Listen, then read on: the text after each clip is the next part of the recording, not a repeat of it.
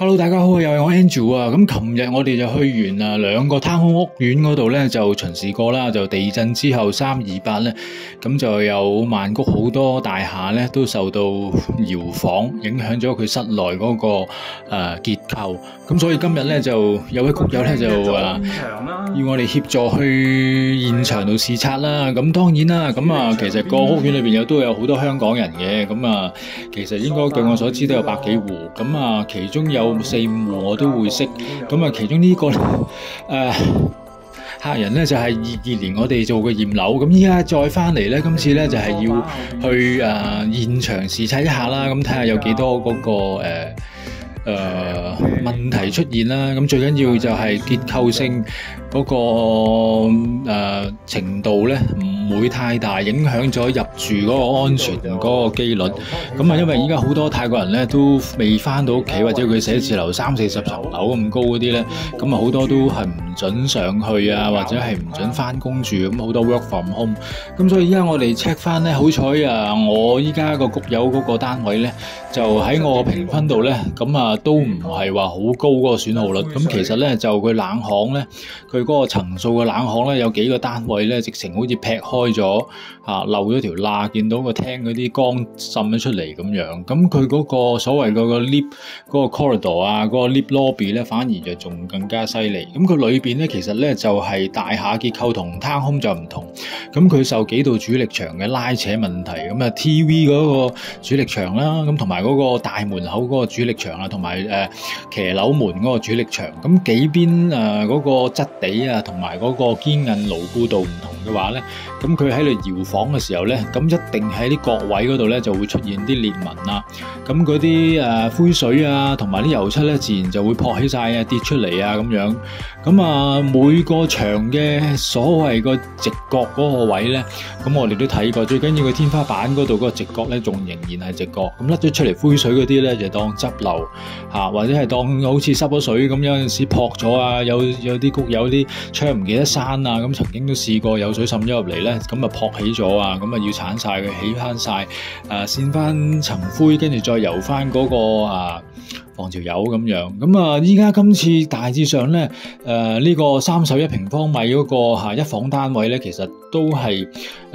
我嘅評分係54嘅損耗啦。起碼個騎樓啊，同埋啲門框啊，同埋 compressor 個架啊，啲螺絲冇離啊，同埋個架冇扭曲啊，同埋個門框啊，各樣嘢都可以順順利利啊，馬桶去到水啊，洗手盆去到水啊。咁最主要就要睇嗰啲金屬物件啦，窗框啦，開唔開到窗啦，咁同埋門拉唔拉到啦，開嗰個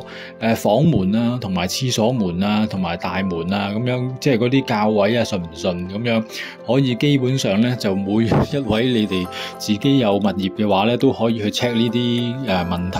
咁通常咧佢牆身咧有裂紋都會有噶啦，咁但係咧就最好咧盡快把握喺呢一段時間，即係潑水節之前2個禮拜或者潑水節之後2-3個禮拜咧，盡快可以檢查呢啲影相出嚟，開咗 file 俾咗發展商佢哋去 claim 保險，因為佢哋都會再揾檢察員嚟再查，然後先至再去執漏。咁如果到雨季嘅話咧，如果你嗰份係外牆啊，係窗口啊、露台位嗰邊滲水嘅話咧，咁一路嚟講嗰個損耗率咧就更加犀利。咁希望大家睇咗呢條片之後咧，有咩需要啊，或者係要幫手去現場嗰度去視察嘅話咧，咁可以 PM 我哋再聯絡，去睇下點樣籌劃同埋安排。咁所以如果你哋睇得到簡單嘅話咧，咁盡快都要入屋，或者係叫你嘅租客咧快啲影相，然後就 send 翻落去管業處嗰度。所謂佢哋每個物業咧都有成幾百個單位，600-700個單位，咁所以咧就係邊個快就邊個排隊先咁樣。咁最緊要 check 翻啲窗框呢邊啦，同埋係牆角啊，有冇灰水跌落地啊，同埋廁所有冇爆磚啊，地台有冇谷啊，咁呢啲基本嘢。有個窗框依家就係呢一個咁樣，咁佢唔知點解黐一塊嘢喺個窗框嗰度咧，可能係線平少少，等佢唔好凹凸。咁點不知依家咧就係谷起咗，所以啪啪聲。咁所以大家都要留意啦。咁所以一定要試咗啲窗啊，試咗啲拉門啊，同埋馬桶去水啊，會唔會有啲好棘位啊，或者係會刀罐啊各樣嘢。咁牆嗰啲咧，咁啊少少紋啊、少少裂啊、少少魚尾紋嗰啲花咧，嗰啲其實算翻一層灰水油翻咧，咁嗰啲就好快可以修復。咁同埋啲標煙嗰個櫃睇下裏邊有冇逼爆咗啦，較位嗰啲有冇裂啦嚇，因為佢標煙咗，佢係黐住埲牆扭曲喐嘅時候咧，咁亦都會扯爆咗標煙嗰啲家私嗰啲門板位啊、較位啊嗰啲。咁我哋都要睇埋佢啲標煙咗掛牆嗰啲有冇離開咗啊，廁所嗰啲有冇爆磚啊，嗰啲廿又喺嗰個瓷磚嗰個收口位嗰度嗰啲咧，通常都跌晒落地。咁啊，大家都用啲貼紙，然後 indicate 話俾佢聽，影咗相，跟住 send 去管業處嗰度咧，等佢哋快啲開 file 或者去你個單位嗰度咧，再去 review 翻一下，然後佢哋就會揾相關嘅人士咧嚟報價維修費，咁佢哋就會傾翻保險公司。如果真係太厲害啊、太大鑊嗰啲咧，嗰啲佢哋就有排搞啦，因為佢啲所謂係樓宇裏邊公用嘅位置或者結構性嘅嘢咧，咁佢哋就要再揾其他嘅有關部門咧，就嚟索償同埋去嚟即係 construction company 嗰度咧，再去搞過。咁佢哋都會盡快嘅，因為佢哋都唔想影響聲譽啦。咁因為影響咗聲譽咧，咁舊樓有事，新樓亦都唔賣得噶嘛。咁所以好多發展商咧，第2、3日都企晒出嚟話，驗過所有嗰啲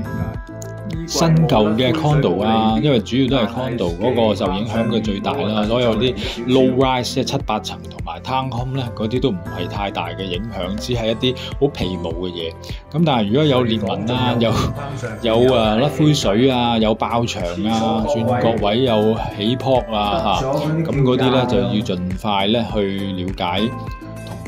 翻呢個管業處聯絡，然後佢 send 晒啲相啊，所有啲嘢咧，咁佢哋就開 file 去跟進。咁希望大家盡快過到呢一個時間啦，因為大家都唔想天災嘅嘢，大家估唔到有地震我亦都估唔到身在其中仲要逃生添。咁所以就希望大家都冇事啦。咁最緊要啲